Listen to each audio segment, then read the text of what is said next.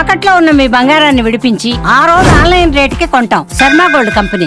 స్నాన అశౌచ సమయంలో దంతధావన ఈ 3 సమయాల్లో తప్ప ఎప్పుడు కూడా శ్రీమాత్రే మహాశ్రీమాత్రే వంట వండుతున్న మామూలు రోజుల్లో వంటకి ఇలా నామజపం చేస్తూ వండి అమ్మవారికి ఇచ్చిన నైవేద్యం పెట్టుకున్నటువంటి భుజించడం ఎంతో అమృతంగా ఉంటుంది. ఇంకా జుట్టు విరబూసుకొని ఉండకూడదు. తలస్నానం ప్రతిరోజు చేయాల్సినటువంటి అవసరం ఏమీ లేదు. మొదటి రోజు తలస్నానం చేయవచ్చు. స్త్రీ వరకు మనకు చెప్పబడినటువంటి ధర్మశాస్త్రం ప్రకారము నిద్ర నుంచి లేవగానే నీళ్లు చల్లుకుంటేనే స్నానం చేసిన ఫలితం. పురుషుడికి మాత్రం ప్రతిరోజు స్నానం ఆచరించాల్సింది, తలస్నానం.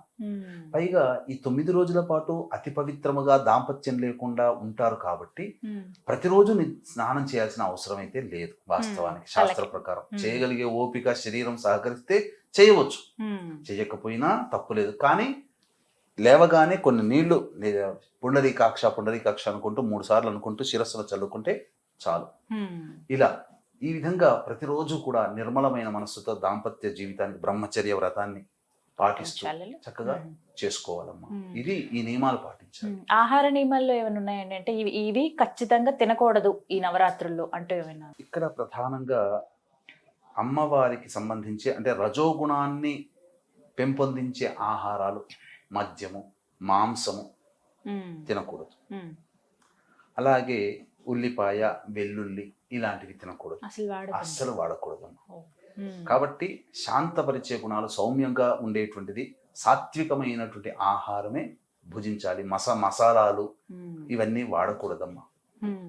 ఈ 9 రోజుల పాటు పూర్తి శాకాహారం అనేటువంటిది ఉంటే అమ్మవారు చాలా ప్రీతిగా పాత్రలు అవుతుంది.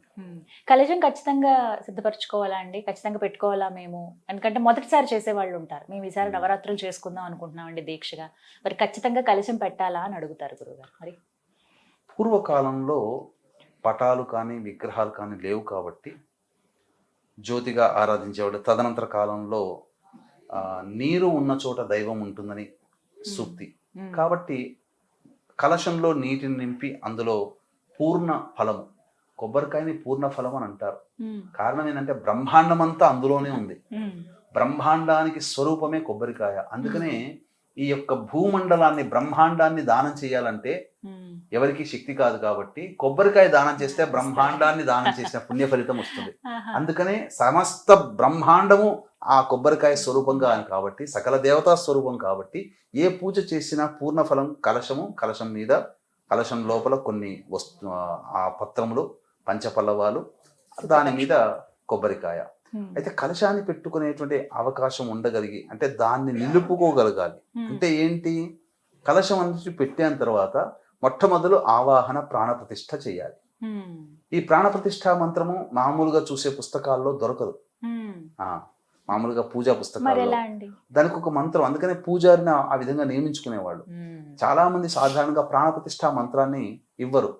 అందుకనే ఎవరైనా కానీ వీక్షించేటువంటి ప్రేక్షకులు ఇప్పుడు మనం చెప్పుకోబోయేది అనగా పూజలో భాగంగా అమ్మవారిని ఆ కలశంలోకి ఆవాహన చేసి వెంబడే తమలపాకుని ఇలా తమలపాకు అగ్రభాగం అంటే తొడిమలు ఇక్కడ పెట్టుకొని ఈనెలు అక్కడ ఉండాలి. అప్పుడు ఇలా తమలపాకు పెట్టుకొని దాని మీద ఇలా చెయ్యి వేసి బొటన వేలు పెట్టి ఇలా కలశం ఆనించి ఇప్పుడు చెప్పబోయేటువంటి మంత్రాన్ని విన్న ఆ సమయంలో ఆ విధంగా శ్రవణం చేసిన లేదా ఈ మంత్రాన్ని చెబుతూ ఆ విధంగా క్రియ చేసుకున్న సంబంధించినటువంటి ప్రాణప్రతిష్ఠ అమ్మవారు వచ్చేసేస్తుంది. అమ్మవారి ధ్యాన శ్లోకం ఏదైనా కానీ ఇష్టమైనటువంటి అమ్మవారి ధ్యాన శ్లోకం, లలిత అమ్మవారి ధ్యాన శ్లోకం చేసిన తర్వాత ప్రాణప్రతిష్ఠ మంత్రం ఓం అసనీ తే పునరస్మా సుచక్ష పునః ప్రాణమిహనో తేహి భోగం జోక్వస్యేమ సూర్యముచ్చరం తమనమతే మృళయానః స్వస్తి అమృతం వైః ప్రాణ అమృతమాపః ప్రాణ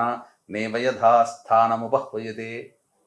ఈ మంత్రాన్ని చక్కగా చేసుకోవచ్చు. ఈ మంత్రాన్ని చదవలేని వాళ్ళు మేము సరిగ్గా విన్నామో లేదో అని చెప్పి సందేహం ఉంటుందమ్మా. అటువంటి వాళ్ళకి ఏమీ లేదమ్మా. భావన ఇక్కడ మంత్రంలో అర్థమే కదా మనం చేసేది. మన భావన, మన అర్థం అమ్మవారికి అంటే ఏంటి?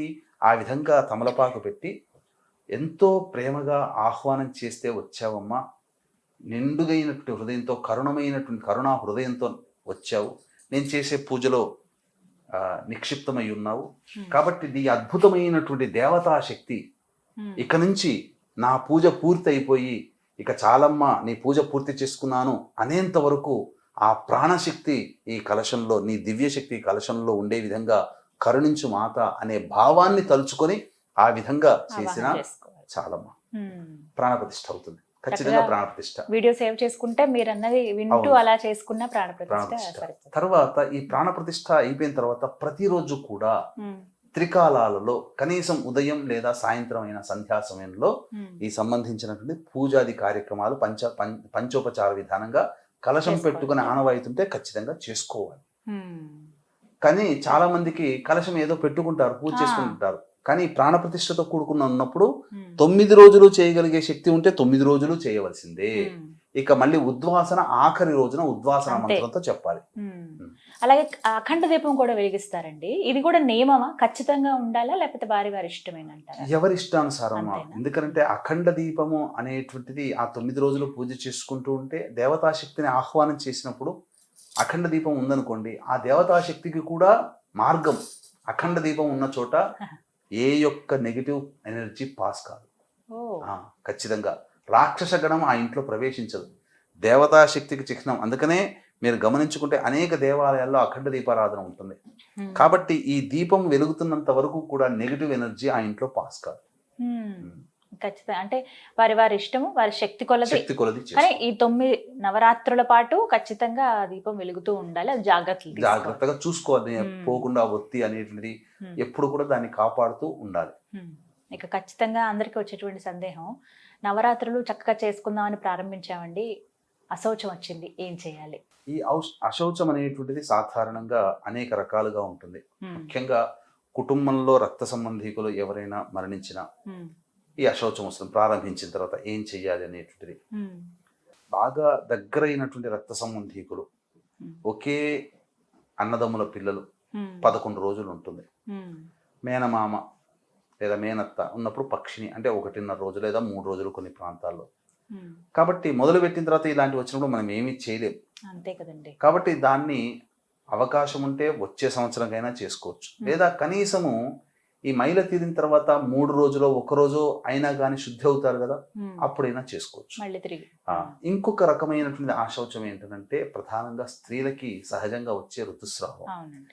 కాబట్టి పూజ ప్రారంభం చేసిన తర్వాత స్త్రీ ఋతుమతి కనుక అయితే ఆ సంబంధించి ఆ స్త్రీ ఆ దేవతా పరిసరాల్లో తిరగకుండా ఆ 3 రోజులు పూర్తిగా దూరంగా ఉండి ఇంట్లోని వ్యక్తులు పూజాది కార్యక్రమాలు చేయగలిగితే చేసుకోవచ్చు. కానీ ప్రస్తుత కాలంలో కుటుంబ సభ్యులు అందరూ ఆ సంబంధించినటువంటి పాటించలేకపోవచ్చు. ఎందుకంటే ఋతుమతి అయినటువంటి స్త్రీ మళ్ళీ వంట చేసే అవకాశం రావచ్చు. అటువంటిప్పుడు ఆ వంటింట్లో ఉన్నప్పుడు అమ్మవారికి పెట్టే నైవేద్యం కానీ పూజా మందిరాల్లో చాలా మటుకు వంటింట్లోనే ఉంటుండే చాలా మంది.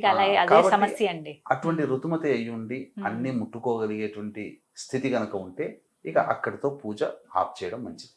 లేదు అవకాశం ఉంది, దూరంగా ఉండగలుగుతాం, మాకే ఇబ్బంది లేదు, మాకు ఇంట్లో వాళ్ళు చూసుకుంటారు, నా భర్తో లేకపోతే నా సంతానమో చేస్తారు అనుకున్నప్పుడు అన్ని నైవేద్యాలు కూడా వాళ్ళే వండుకొని చేసుకోగలిగితే మంచిది. కానీ ఆ దేవతా పూజా పరిసర ప్రాంతాల్లో కనీసము ఆ ఋతుమతి అయినటువంటి స్త్రీ తాకిన గాలి కూడా ప్రవేశం చేయకూడదు. అంటే అసలు ఆ రూమ్ లో దేవతా మందిరంలో రాకుండా చూసుకోగలిగితే మంచిది. 3 రోజులు 4వ రోజు కేవలం సంబంధించి ఇంటి బాగు చేసుకోవడానికి మాత్రమే అధికారం. 5వ రోజు నుంచి మళ్ళీ ఆవిడ పూజ చేసుకోవచ్చు.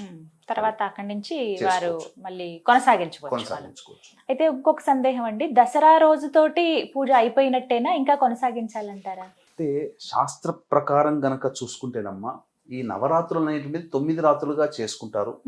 కానీ అమ్మవారు షోడశ కళారూపిణి.